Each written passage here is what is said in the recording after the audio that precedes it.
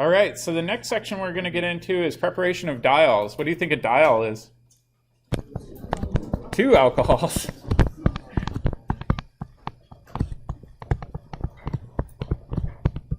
All right, and in fact, we've covered this a fair amount already. We know how to make them in a wide variety of ways. So let's take this example, and let's say we want to make a syn diol, specifically where those alcohols are right next door to one another. We can actually do this 2 different ways. Let's see if we can remember what reagents we need to accomplish this. So somebody said KMNO4. Is that it? NaOH and cold. Oftentimes they throw in water. Water is kind of implied with the sodium hydroxide too. All right, what's the other way? OSO4. That's step 1. And then NaHSO3 and water is usually step 2. However, occasionally in the textbook you'll see NMO written. NMO is actually a reagent that's added to make the system catalytic. Therefore, you don't need to use as much osmium tetroxide, which we said can blind you. So you might see some other reagents used in step 2. All right, what if we want anti-diols, meaning one is a wedge and the other is a dash? MCPBA is step 1. What about step 2? H3O plus, or you can write acid and water. Either way, all of these can be used to make diols, which is pretty nice. All right, we said we need to cover naming at home, but diols are a bit unique. So really quickly, we're just going to cover 2 naming conventions for diols, because I know this confused the heck out of me when I was a student. So the first diol we'll look at will be this one. So we've got 2 alcohols. Do we have any stereocenters? Yeah. So do we have any stereocenters on this diol? No. So we don't need to worry about R's and S's. Anytime we name an organic molecule, what's our first step? Longest carbon containing backbone that contains our functional groups, right? Okay, so our longest backbone containing our functional groups would be this one. So I go ahead and I'd say, all right, that's 2 carbons long. Nice and easy. So our parent in this case is going to be what? F. Oops. Let me make this fatter. So it's going to be a parent that's F, meaning it has 2 carbons. Specifically, because it's a diol, we change this to ethane diol. And we need to indicate that the first alcohol is coming off of carbon 1, and the second alcohol is coming off of carbon 2. So you would name this 1, 2 ethane diol. Does that make sense? So you can use this to name long diols. So let's do a different example.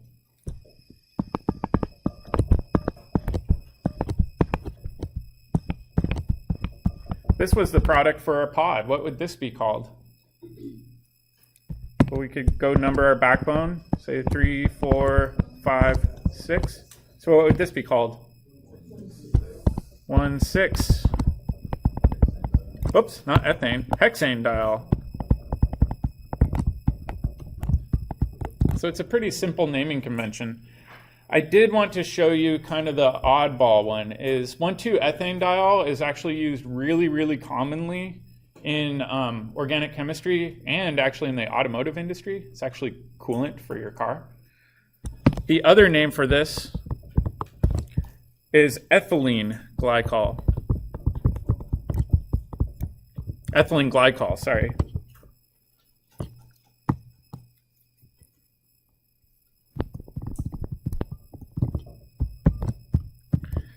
And this used to confuse me a lot because when you look at ethylene glycol, the thing that I always looked at is it has that E suffix, which indicates that it, in my mind, should be an alkene.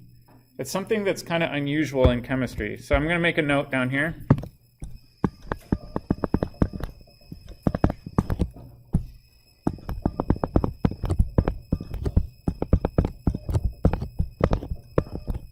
This unit, where you have 2 CH2 CH2 groups, is called ethylene. That's why they call it ethylene glycol. The other weird one that, again, kind of threw me off for a number of years was this one. What do you think this one would be called as a unit? Methylene. So that's a methylene unit. It doesn't mean that there's a double bond in there, which used to throw me off. So just for fun, let's take this one.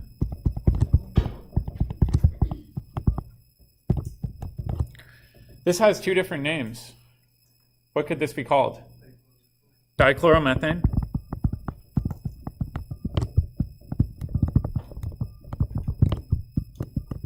Or what's the other name?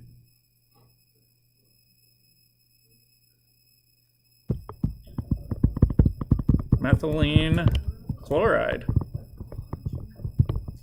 So you might have noticed on the cart, sometimes they're used interchangeably. I just throw that out there because I know it was something that kind of messed with my head for a while. Why are they using ethylene? So like polyethylene has no double bonds in it, right?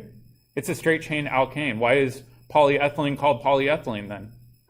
Because it has repeating ethylene units going on down that entire polymer chain. So that's something kind of important to know just for general naming. All right, in addition, we can make alcohols or diols a few other ways. So let's take an example.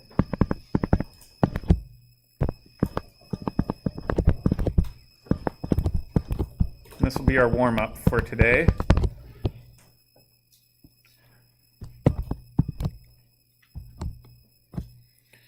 How can we change this into a diol?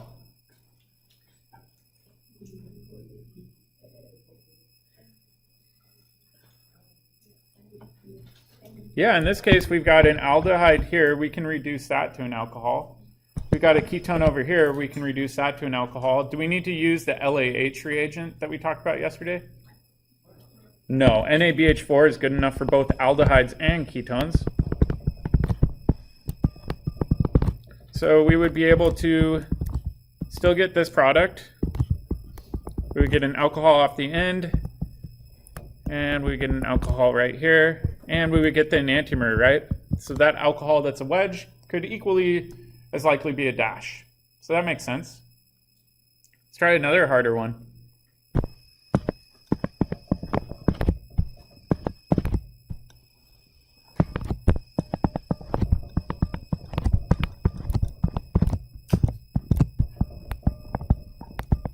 Say we have sodium borohydride and an alcohol for this example.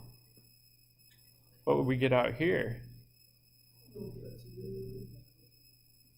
So let's check. Can we change this into an alcohol? Yeah, it's a ketone. What about this? Yes? What about this? No.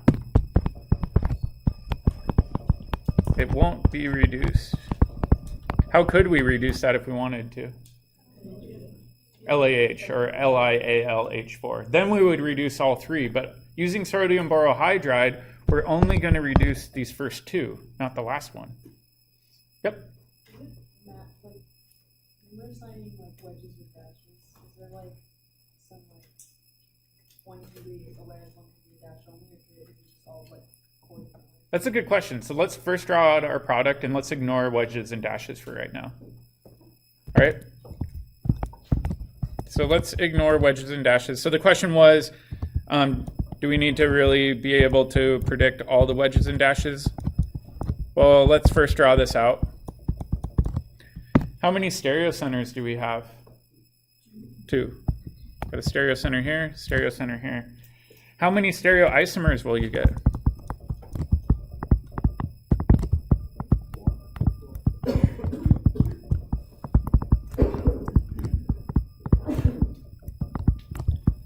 What do you think? I'm hearing a lot of people say 4. How many of you remembered the rule where it's 2 to the n? 2 to the n means the number of stereocenters is that n. So in this case, we've got 2 to the 2, and 2 raised to the second power is going to be 4 stereoisomers. So what this means is that both of those alcohols could be wedges. Both could be dashes. That's 2 of them. The left one could be a wedge, the right one a dash. or the right one a wedge and the left one a dash. So that would account for all 4 possible isomers. The question is, will they all be in equal ratios? Not necessarily, but at this point we don't really have a great way of predicting which one's going to be major and minor and at what ratio we'll get each. Make sense? We'll get all 4. We just don't know, will they all be in equal ratios, or will one be slightly higher than the other? All right, so a lot of this is just review of chemistry we've seen before. Now we get to go into the fun stuff. All right, so I showed the group this yesterday. This is one of my favorite chemists because of his mustache. This is Victor Grignard. Victor Grignard is a French guy. He got the Nobel Prize in 1912 for his work in organometallic chemistry, which at the time was cutting edge. The other reason I like him is his mustache.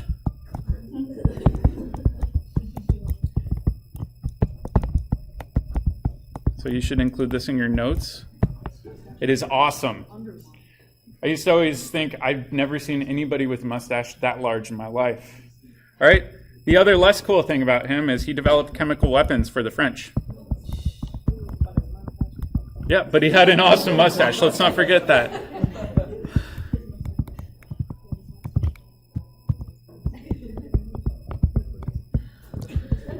So oftentimes in history books, they completely neglect the fact that he developed some of the most nasty chemical weapons that were used in World War I. Does anybody know why? Well, not just his mustache being awesome. The French won the war, right?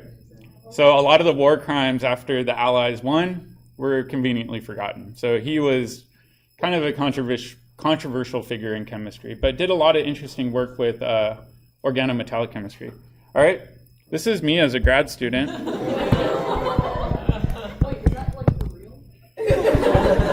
This is my pretty good mustache. Is that growing out of your face? Yeah.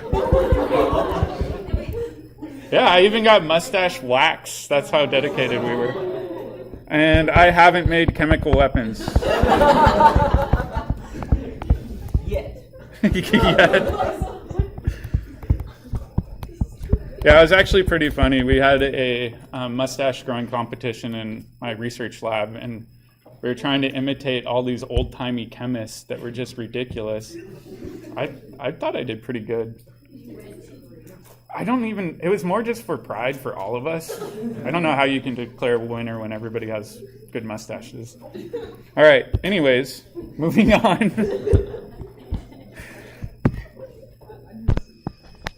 Let's take a look at the reaction that Victor Grignard is famous for. It's called the Grignard reaction, named after him. And basically what he found was you could have an organohalogen, right? And in this case, this works with Br, Cl, or I.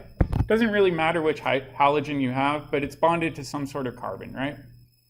So we know how to make these using things like the radical chemistry we previously learned, right? So if you have an alkane, we can throw on a bromine by doing radical chemistry, no problem. What he found was you can react it with magnesium metal. To indicate that this is magnesium metal, what you often see is this little knot symbol in the top corner. That means that this isn't a cation, it's elemental. So it's the metal, not the salt. And when this happens, something unique occurs. The magnesium actually inserts itself in between the carbon and the halogen, which is kind of unusual. So the magnesium being a metal, we normally don't think of doing covalent bonds, but in this case it does. All right, the other thing that I did want to make a note of was you have to be really careful with your solvents when you're doing this reaction.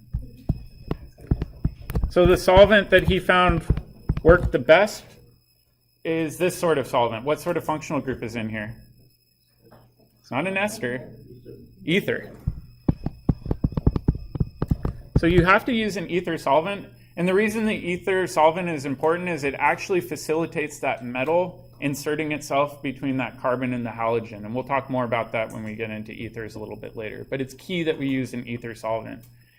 The cool thing with this is what's more electronegative, carbon or some sort of metal? Which one's more electronegative? Carbon. It's way closer to that top right-hand corner. So let's think about this net dipole. Net dipole is going this way, right? So the carbon's hogging all of that electron density. So another way of thinking about this is it's getting so unevenly bounced that another way you could think of this is that the carbon essentially is hogging all of the electrons, and the magnesium and bromine are just hanging out almost as a countercation. In fact, there's some debate as to whether or not this is a true covalent bond or an ionic bond. The reality is there isn't a dividing line. It's kind of a gray area in between.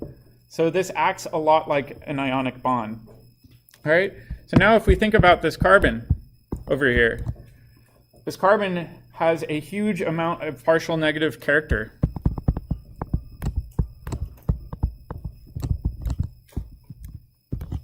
All right, does that mean that it's going to be a good nucleophile or good electrophile? Good nucleophile.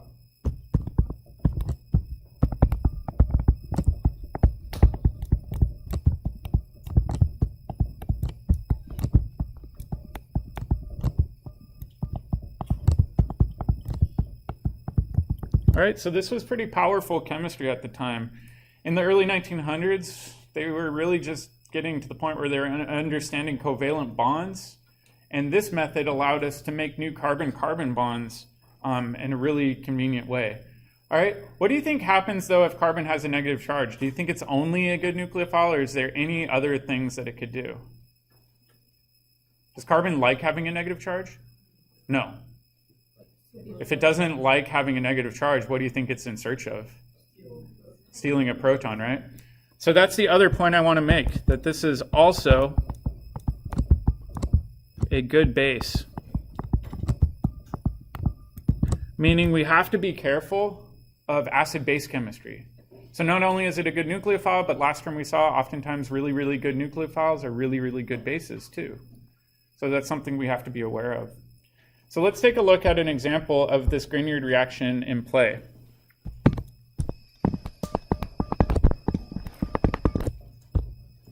All right, so let's zoom in on this.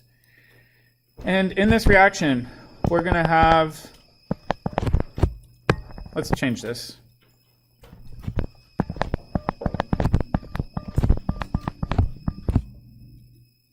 Sorry, I'm messing up everybody's notes. Let's do this. All right. So first things first, we need to install a halogen. How do we do that? Radical chemistry. So Br2, is that it? UV. All right, so we'll install our halogen. All right, next thing's next. We're going to insert that magnesium atom that Grignard studied. And we're going to do this using an ether solvent. So you can show this as MgBr, right? And let's imagine what happens when you treat this with a new reagent.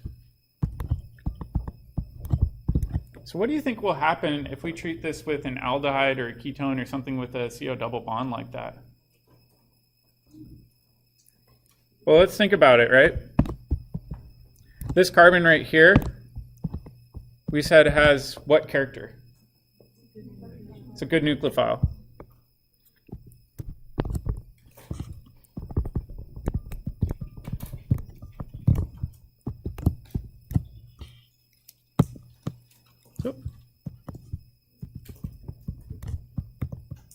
All right, so that carbon has a huge amount of electron density, therefore it's a really good nucleophile.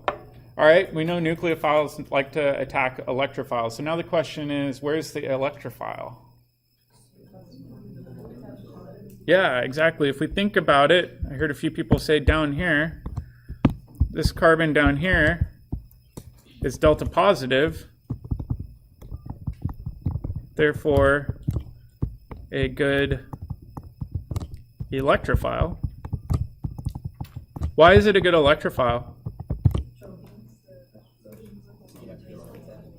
So there's actually two reasons. Shay was saying the oxygen's electronegative, therefore it's kind of pulling electron density up and away from that carbon. Does anybody spot another reason?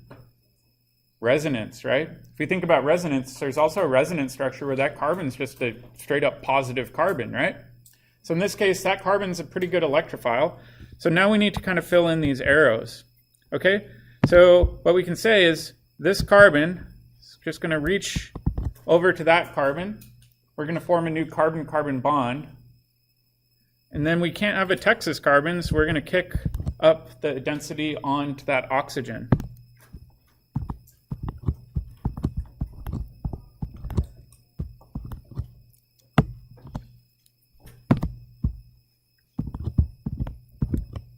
And then we've got this happy-looking man that we've formed. And we've formed a new bond.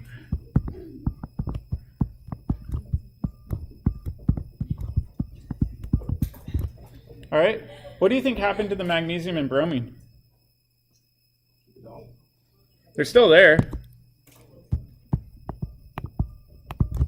It's going to be the counter-cation to that oxygen's negative charge.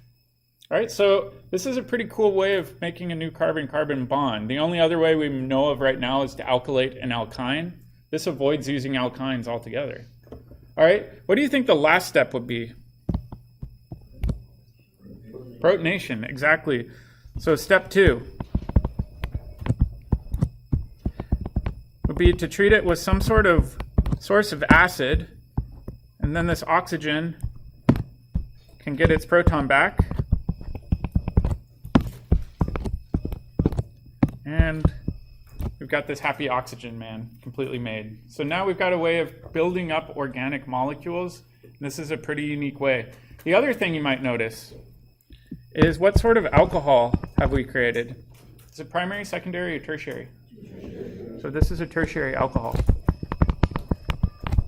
Could we do that using reduction chemistry? No, we couldn't do that using reduction chemistry. So this is pretty useful for making things like tertiary alcohols that we couldn't before. All right, let's try a practice one.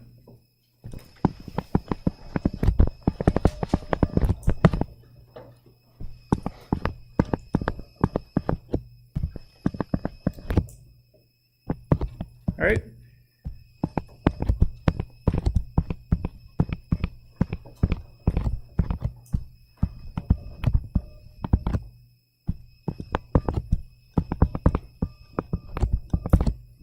Let's try to predict what the product would be for this one, and we'll make that worth 4 points.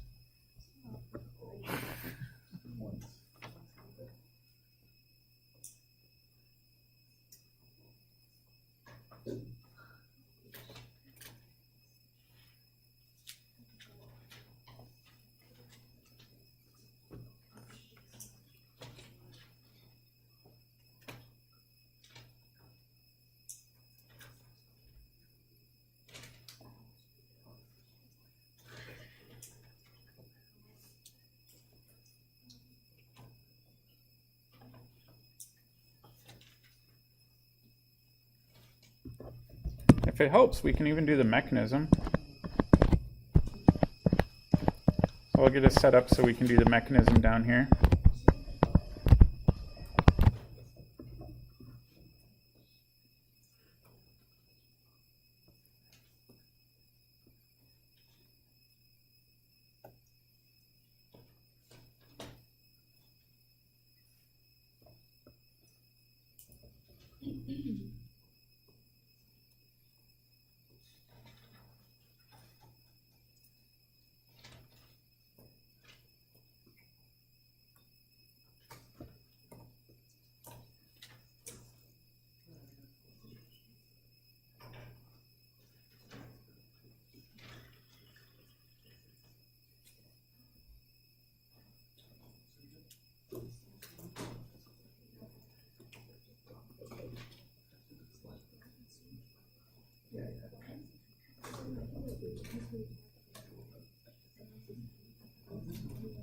Let's try this first step together.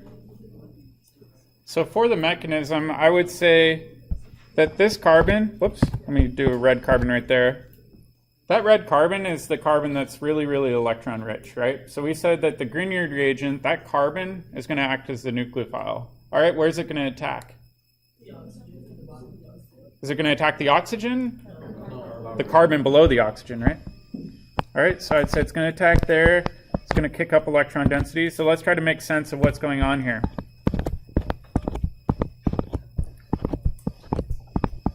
So we've got that.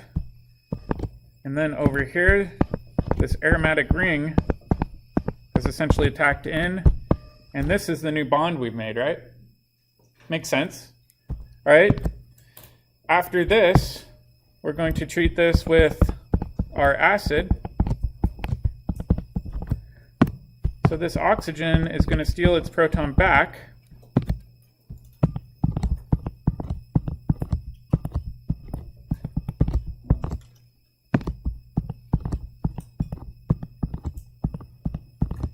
And we've made our final product with that new highlighted carbon-carbon bond. Does that make sense? All right. Do we have to worry about stereocenters for this one? No, there's no stereocenters in here, so not too bad. If there were a stereocenter, then we would need to assume, hey, maybe we'll get a mixture of both R and S from this reaction. All right, let's try a harder practice problem.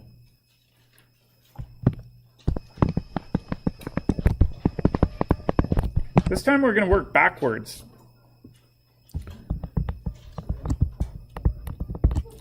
All right, so my target molecule that I'm thinking of, so I want to make this molecule. And I want to make this molecule using a Grignard reagent in one of my steps. There's actually 3 different starting materials you could use to make this product through 3 different pathways.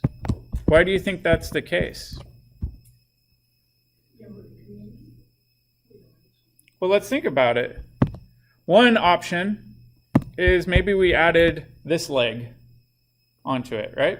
So that's one option. What do you think the Grignard reagent would look like if we added that leg?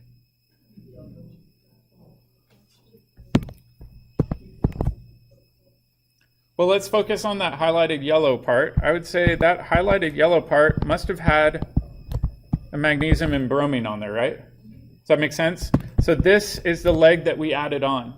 All right, step 2, we said, is always going to be treatment with some sort of acid or water. You'll see either acid or water. It doesn't really matter to me, but we can use this to add that leg on. Now the question is, well, what in the heck went in this box? What were we reacting it with?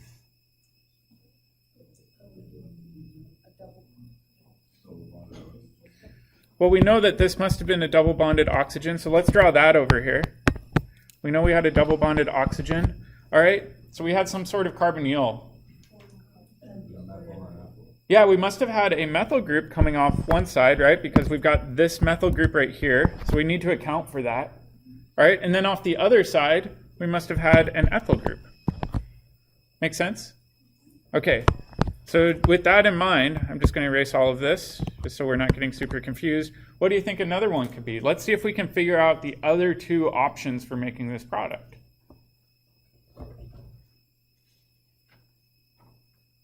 Using different starting materials. Don't just do the same thing 3 times.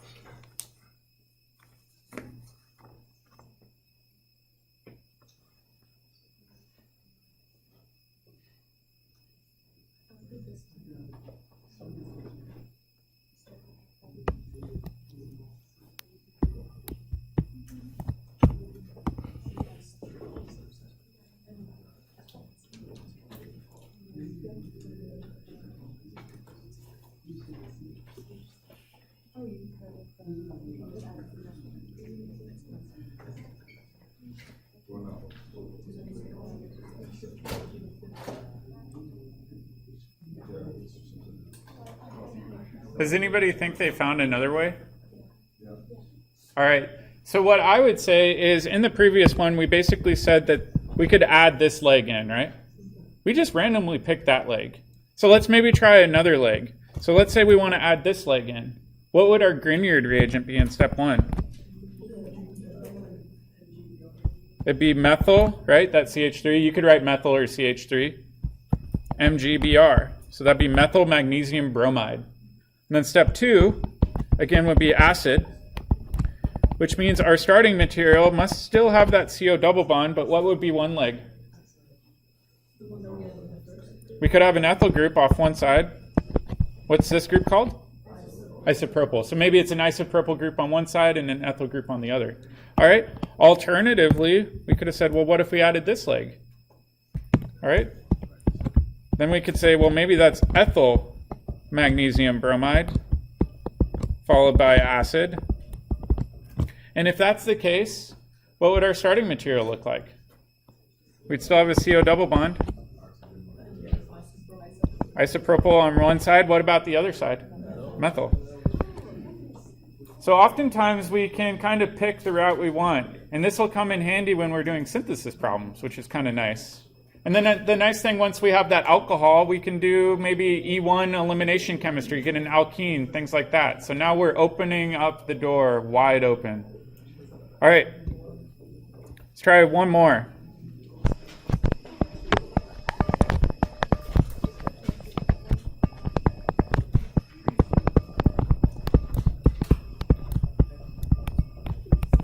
All right, so this is my warning. Watch out for stereoisomers. So let's say we take our product from lab the other day, that benzaldehyde, and we react this with methyl magnesium bromide followed by acid. What product or products do you think we'll get out?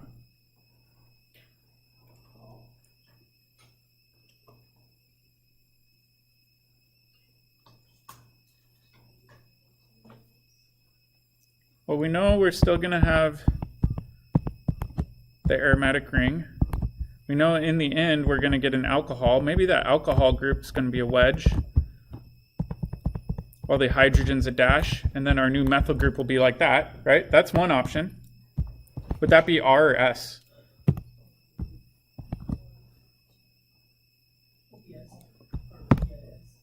Be S, right? So that would be an S product. Alternatively,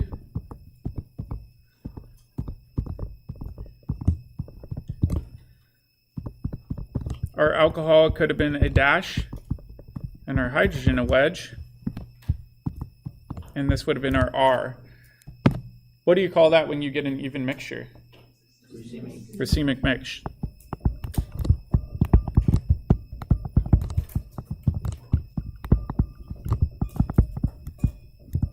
So we do have to watch out for stereochemistry here. All right, let's take a harder example.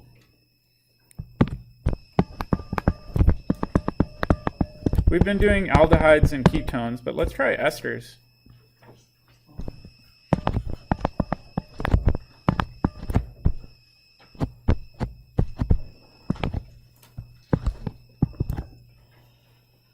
And let's do methyl magnesium bromide.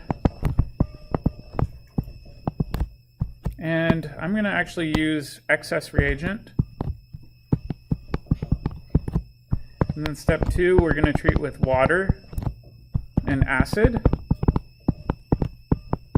And let's predict what product or products we'll get out of this.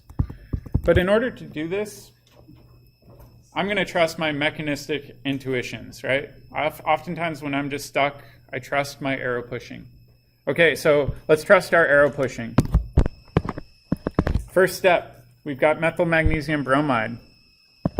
So I'm just going to draw this out a bit more clearly. What do you think is going to happen? It's going to attack just like we've seen. Kick up electrons. Okay, that's not too bad.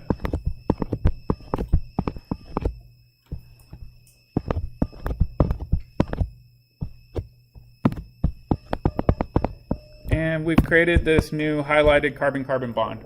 All right. Are we going to go ahead and just protonate it in step 2, or does anybody spot another mechanistic pathway we could do that we've kind of seen before once already?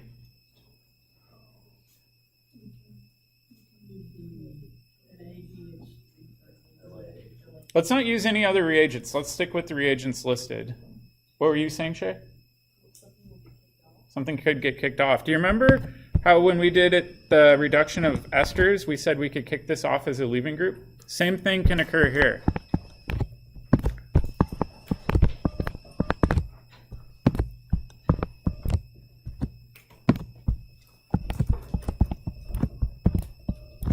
All right, so when we do that, we make a ketone.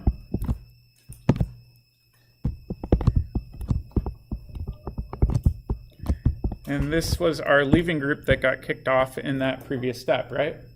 You may have noticed in step 1, though, I said we're using excess methyl magnesium bromide. So what do you think could happen if we have excess methyl magnesium bromide, meaning more than one equivalent? Do it again. All right, if we do that again, have that attack in.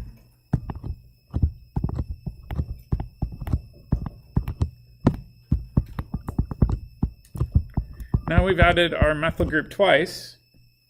And then in our last step, we're going to treat this with acid. Because we don't really have any other groups to kick off. You're not going to kick off a carbon group. So in this last step, all we need to do is protonate this.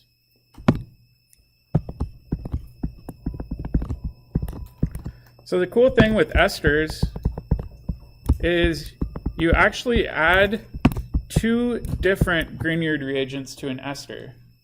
So that's an important thing to watch out for. So let's make a note.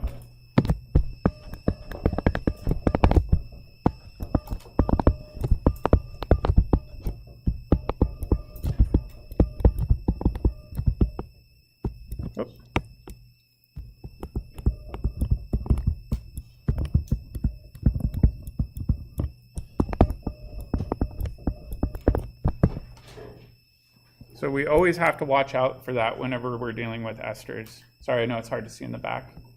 Yeah?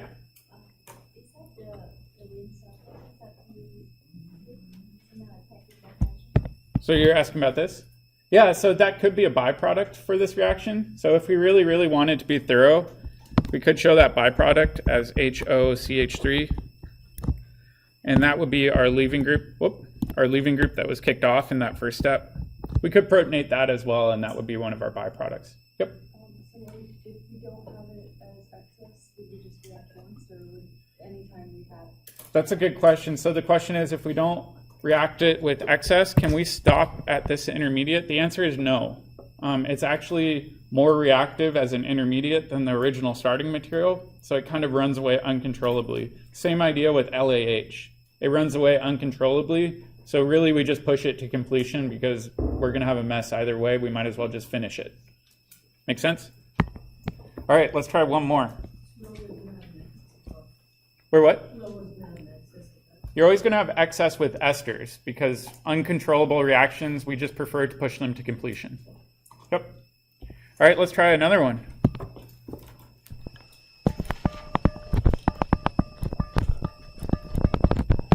In fact, I think I gave this to my students as an exam problem one year, and only a few people got it. Everyone sounds super excited.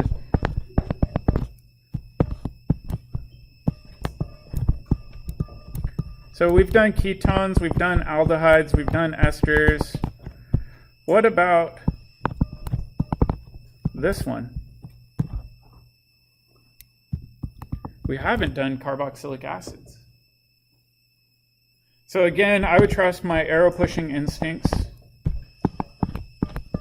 And I would say, all right, if we don't know, we might as well try.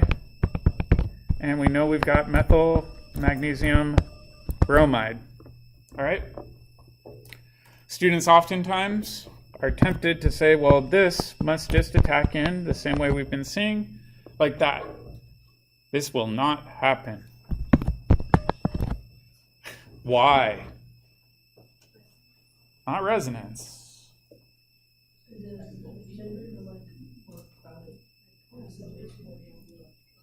Not quite. Let's go way, way, way back. So Grignard reaction says we can make carbon a good nucleophile. What was the second point? It's also a good base. All right, let's think about a carboxylic acid. It has acid right in the name. All right, carboxylic acid, if it's an acid, will react with a base. So what reaction do you think is faster than the nucleophilic attack? Acid-base reactions are faster than any sort of nucleophilic attack we know of. So at this point, we just say, all right, at this point, we're going to go ahead and make this that. And we'd have magnesium and bromine as our positive charge. What happened to the Grignard reagent, the methyl group at least? So what happened to this chunk right here? It just turned into CH4, which is methane gas that will bubble out of solution. That's not very helpful. All right, step 2. We're going to treat this with acid. What will happen? Protonate it. And we've gone around in a big fat circle, right? So I remember my students were kind of irritated with me where they're like, but the product's the same as the starting material. I did have a little note saying, explain why the reaction wouldn't work if it wouldn't work, but they totally missed that and just went for that first attack of the CO double bond. Yep.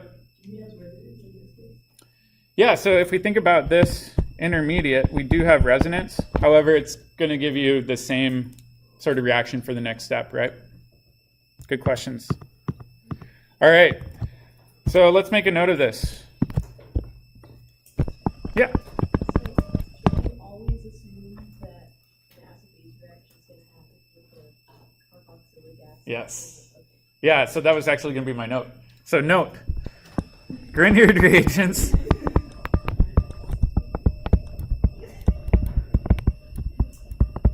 are good bases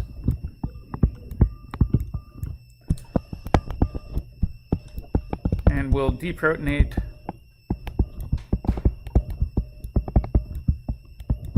any potential acids.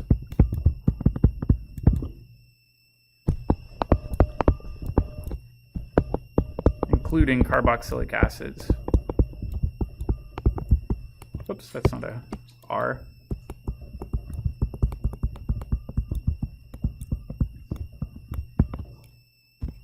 All right. So let's try another one. We'll do one more, and then we'll call it quits.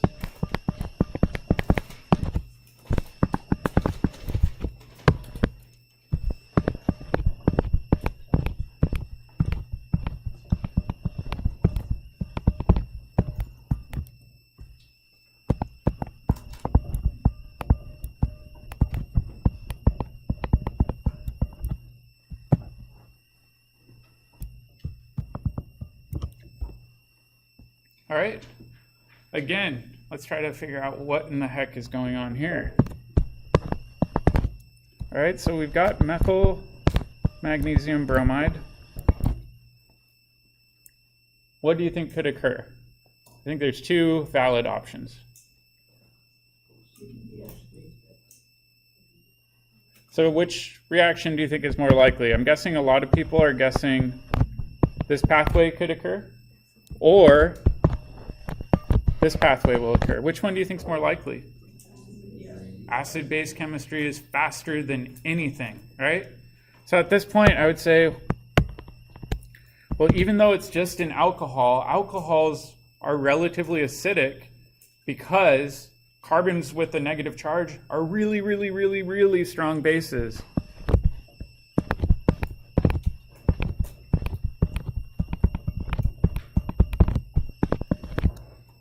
And then if we, again, treat this with acid,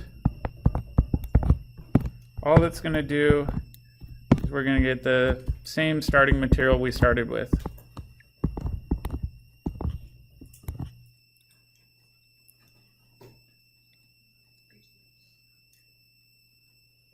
There we go. Miscounting carbons. So this is a big problem, right? If we don't want to do acid-base chemistry, we're kind of out of luck. So tomorrow, what we're going to do is we're going to talk about, all right, if we don't want to do acid-base chemistry, we're going to have to protect that OH group to prevent it from doing acid-base chemistry. So tomorrow, we learn a workaround.